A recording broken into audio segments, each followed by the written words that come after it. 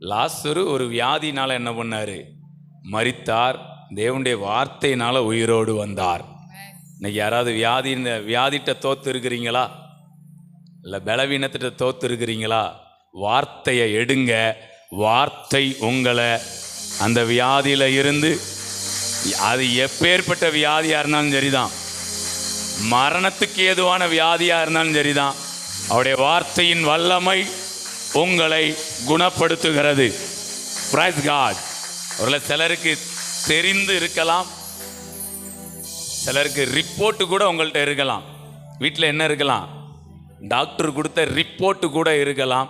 நான் சொல்கிறேன், ஆண்டவருடைய வஸ்திர தொங்கல், அந்த ரிப்போர்ட் எல்லாம் அவர் சிலுவையில் மரித்த போது திரைச்சிலை 2 கிழிஞ்சதுன்னு இருக்குல்ல, இந்த காலத்துக்கு அந்த காலத்துக்கு மதம் என்கிற திரைச்சிலை 2 கிழிஞ்சுது.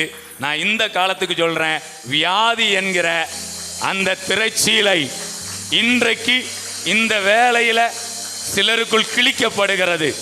உங்க மேல எழுதப்பட்ட, ஆமா, உங்களுக்கு இந்த வியாதி இருக்குன்னு எழுதி கொடுத்துருப்பாங்கல்ல, அந்த ரிப்போர்ட் மேல இருந்து கீழே வரைக்கும் கிழிக்கப்படுகிறது.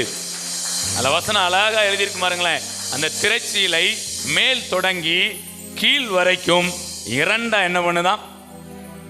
அதாவது என்ன அர்த்தம்னா, ஆண்டவர் சுகப்படுத்தினார்னா அறகுறையா இருக்காது, ஒட்டு மொத்தத்தையும் அவர் கிழித்து போடுகிறார். இன்னைக்கு 2 காரியம் அடி வாங்குகிறது. வியாதி, சிலருக்குள்ள எழுதி கொடுத்த வியாதி. நம்ம இது வரைக்கும் சாதாரணமாக அப்படி பேசிட்டு இருந்தோம். இன்னைக்கு நான் சொல்றேன், டாக்டர்ஸ் உங்களை குறித்து எழுதி உங்களுக்கு இந்த வியாதி இருக்குன்னு முத்திரை போட்டு கொடுத்தாங்க பார்த்தீங்களா, அந்த வியாதியின் ரிப்போர்ட் உங்களுக்கு கூட யாராவது ரிப்போர்ட் கொடுத்திருக்கலாம். அந்த டாக்டருடைய ரிப்போர்ட் கிழிக்கப்படுகிறது. Praise God.